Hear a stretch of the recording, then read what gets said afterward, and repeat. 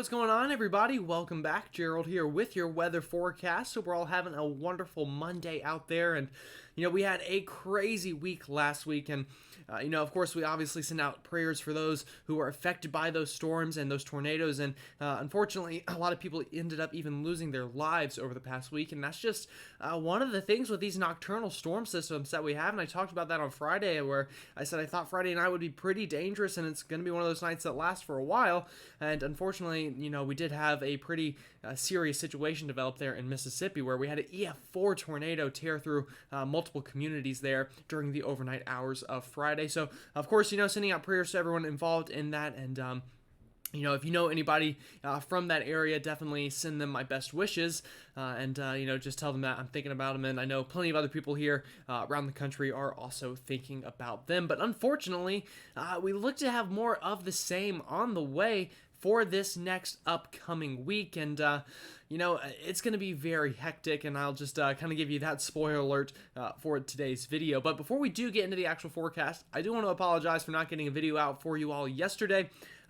Once we get to this kind of part of the year and we get closer to the end of spring semester, things get really crazy, and sometimes it just kind of feels like assignments just fall out of thin air, and you're kind of just left kind of trying to grab them out of thin air and just kind of get as much done as you possibly can. And yesterday, unfortunately, was one of those days where it feels like I just had an entire new kind of load of stress put on me for things that needed to be done.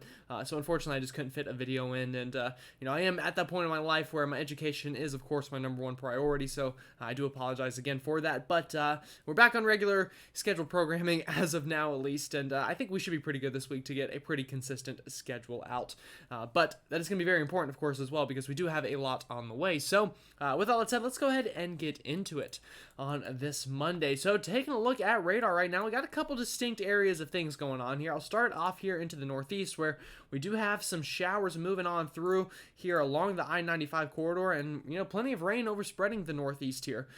Going down further to the south here towards the Carolinas, Georgia, and the Florida Panhandle, we do have this line of storms that it feels like this area of the country has just been getting absolutely inundated with this rain recently. And I know yesterday we had some pretty serious flooding here along the I-20 corridor around the Augusta, Columbia, and Atlanta area, where we had just crazy amounts of rainfall.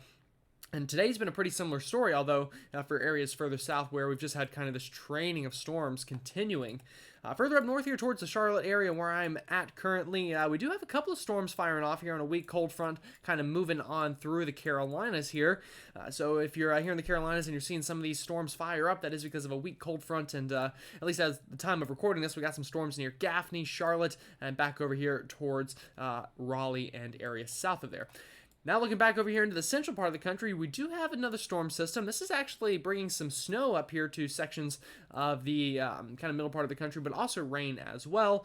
And then back west we have just, continual rain, and that has been a very common story out there for that part of the country, really what has felt like all of 2023 so far.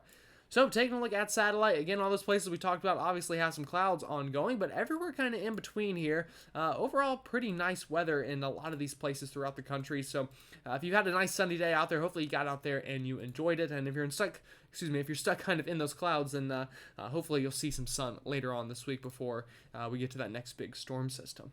So taking a look here at those current hazards. Again, we do have a storm system out here into the plains, and that is triggering some winter weather advisories and winter storm warnings. So, of course, we're watching out for that. Out here into the east, just a lot of flood warnings for all that rain we've seen over the past couple of days. And some of those rivers are still out of their banks due to that. And then, of course, back on the west coast, as I just talked about, a whole lot of everything going on, as we've seen a lot of so far this year. So, taking a look at tonight's temperatures, overall a pretty nice night for March standards here into the southeast, but as you would expect, obviously it's going to get colder the further north you go, so just kind of find where you live and you get that general temperature forecast for tonight, and I'll let you pause here if you need to do that. All right, and hopefully you got to do that. We'll go ahead and move on to day 2, which is tomorrow's high temperatures. Again, a lot of the same really nice springtime weather here in the southeast, and then, gradually getting colder the further north you go, as, you would kind of expect no matter what this season is. So again, you can pause here and just kind of see what kind of weather you're expecting for tomorrow, at least in terms of high temperatures. All right, so we're going to move into this kind of area of stormy weather going into the southeast right now. And let me move this map ahead because it's actually a little bit behind. So you can see, again, this kind of area of storms is going to likely begin to fade out over the Florida Panhandle tonight, and any showers that are left up here into the Carolinas should also kind of fade out as they're working towards the coastline. And then, that will continue to move on out. And then by the time we get into tomorrow afternoon, it looks relatively nice north of the I-10 corridor. So here into the I-20 and I-85 corridors looks pretty nice, but down here into the Florida Panhandle, just along the I-10 corridor, another stormy day in store for places like Tallahassee, Savannah, Georgia, down here to Mobile, Biloxi, Mississippi, and New Orleans. Could definitely see some showers and storms throughout the day tomorrow before eventually, finally, that kind of area of storms moves out, and then we get one last final push of precipitation here into the Carolinas overnight tomorrow. And I know it's kind of out of view, but I'll show you another kind of nationwide view where you'll be able to see that here in a minute. And then after that, we should have a much nicer Wednesday in store here throughout the southeast. So we're going to move this ahead now. Just kind of want to talk about the southeast there because we do have some of those storms still ongoing. But now I'm going to show you more of a national view of what I think we can expect throughout this coming week. So I had to take a sip of my sweet tea there, as any southern man, I guess, is kind of obligated to do. But anyway, moving back to the weather. So you can see right now, this is kind of the current view. We do have that storm system out here over the plains that I was talking about, and you can kind of see that there with this kind of energy map. But the big story is going to kind of move into the west coast here going into tomorrow. So look at this big old bowling ball of energy, as we like to say.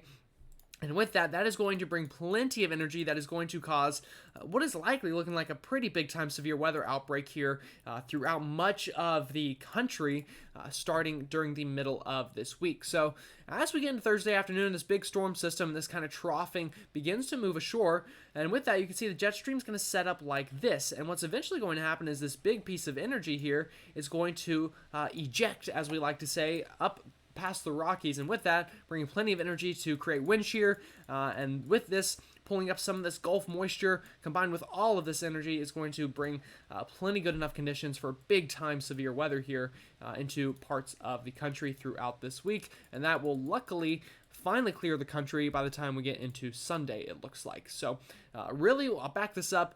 Of course, this is going to start coming onshore west coast, really starting tomorrow, but in terms of the severe weather, that looks to really kick off starting Thursday and going through Saturday for just about really just a lot of people here are going to see it. And I'll show you that here in a minute with our Storm Prediction Center forecast.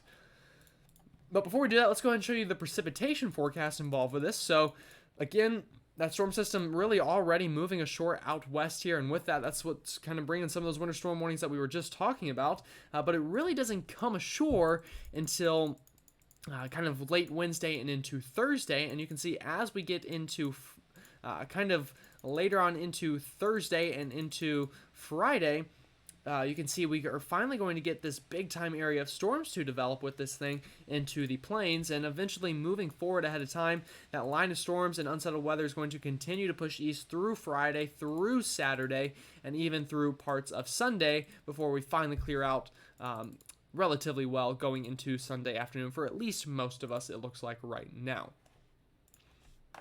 So another way to show this to you is our lightning flash density map, and this just kind of shows you where we expect lightning to set up shop this week. So again, right now we do have those thunderstorms here in the southeast, but as we move this ahead of time and we go into tomorrow afternoon, again, that area of unsettled weather along the Gulf Coast we were just talking about. Then as we get into Wednesday afternoon, looks like kind of the nicest day for much of the country here in terms of thunderstorm activity. So Wednesday should be relatively quiet, but as we get into Thursday afternoon and Thursday evening, you're going to see some of these storms pop back up here into the central part of the country and really begin to blossom as we get into Friday afternoon here. Look at this big cluster of thunderstorms, and these could be severe as well, and I'll show you that map next. But this area of thunderstorm activity really is going to stretch a big swath of the country here from the Gulf Coast likely up to the Great Lakes. And that, again, is going to even go into Saturday here, Saturday afternoon. You can see some thunderstorms still in pockets of the country as the storm system moves on through.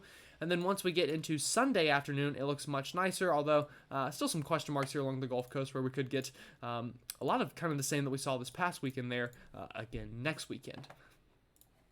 So starting off tomorrow, again, we do have some thunderstorms here along the Gulf Coast. So we do have a threat of some of those turning severe. The main threat with that, of course, will be damaging straight line winds, but can't rule out some isolated hail or maybe even a quick spin up tornado or two during the day tomorrow. Then our next big chance of severe weather is going to be on day 4. So that is Thursday. You can see we have that chance here over central Oklahoma, from Oklahoma City back down towards Dallas and up towards Wichita. So those areas are under the gun for Thursday. And then Friday, look at this map.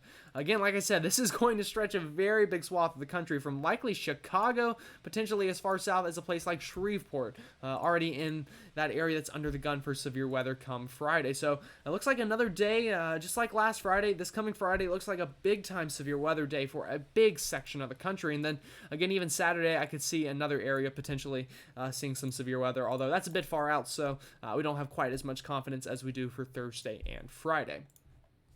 So the other big story here is going to be temperatures. Kind of right now, we're in kind of some average weather, and we do have a bit cooler weather incoming tomorrow and Wednesday as this kind of clearer weather finally moves in with high pressure, bringing in some colder temperatures.